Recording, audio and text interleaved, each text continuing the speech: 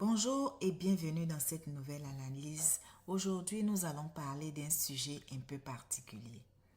Vous savez, lorsque nous préparons notre immigration, nous faisons beaucoup de calculs. Nous calculons le coût du visa, le coût du billet d'avion, le coût du logement, des études, le coût de l'installation. Nous essayons de prévoir chaque dépense pour éviter les mauvaises surprises. Mais il existe une réalité dont très peu de personnes parlent avant le départ. Une réalité pourtant inévitable. Nos proches continuent leur vie pendant que nous construisons la nôtre ailleurs.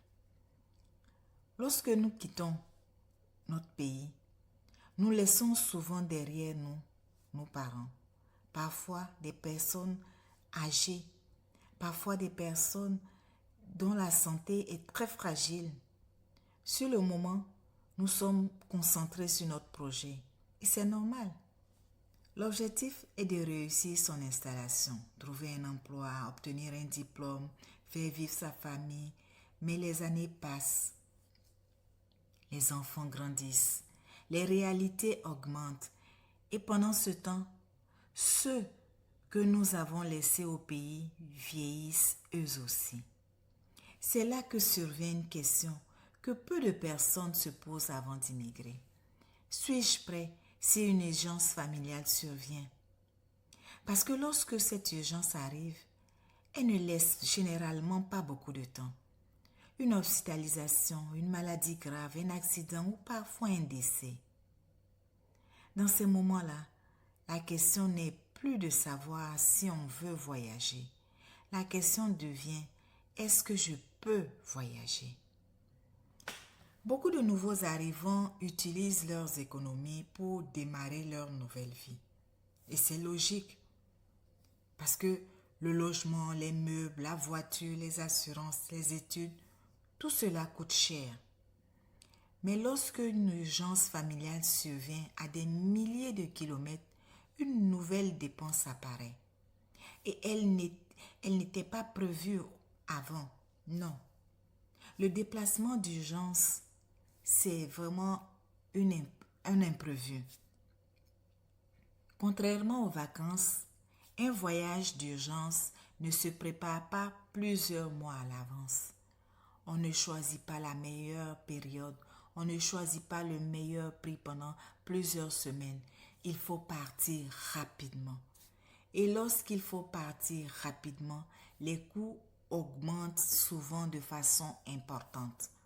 Pour certaines familles, cela représente plusieurs milliers de dollars.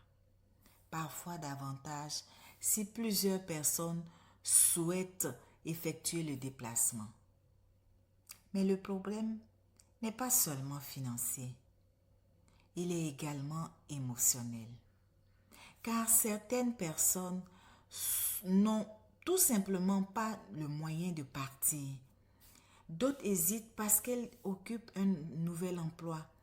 D'autres encore craignent de compromettre un projet d'études ou d'immigration. Et cette réalité peut devenir extrêmement difficile à vivre.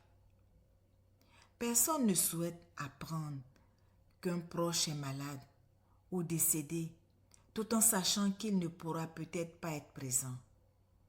C'est pourquoi je crois qu'il existe une dépense dont on parle rarement dans les projets d'immigration.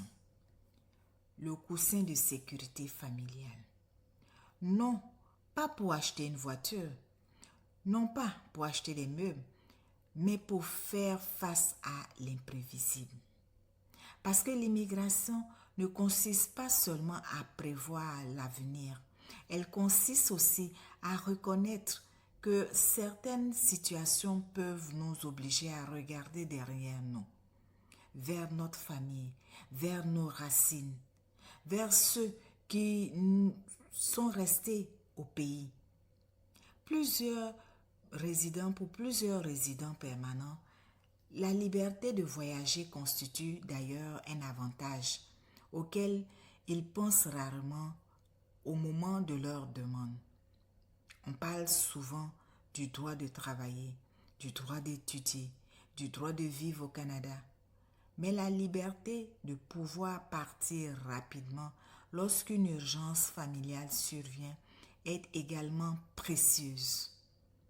Immigrer est un projet extraordinaire, mais c'est aussi accepter une certaine distance avec ceux que l'on aime. Et cette distance a parfois un coût, malheureusement. Un coût financier, un coût émotionnel et parfois les deux en même temps. C'est pourquoi aujourd'hui, je viens vous parler pour vous dire que avant même de penser à la prochaine voiture, au prochain voyage, il est peut-être utile de se poser une question simple. Si un proche avait besoin de moi demain, serais-je prêt à partir? Suis-je capable de voyager librement? Suis-je capable de prendre un billet dernière minute? Partagez vos avis dans les commentaires. Pour ceux et celles qui ne sont pas encore abonnés, abonnez-vous pour ne pas manquer les prochaines analyses.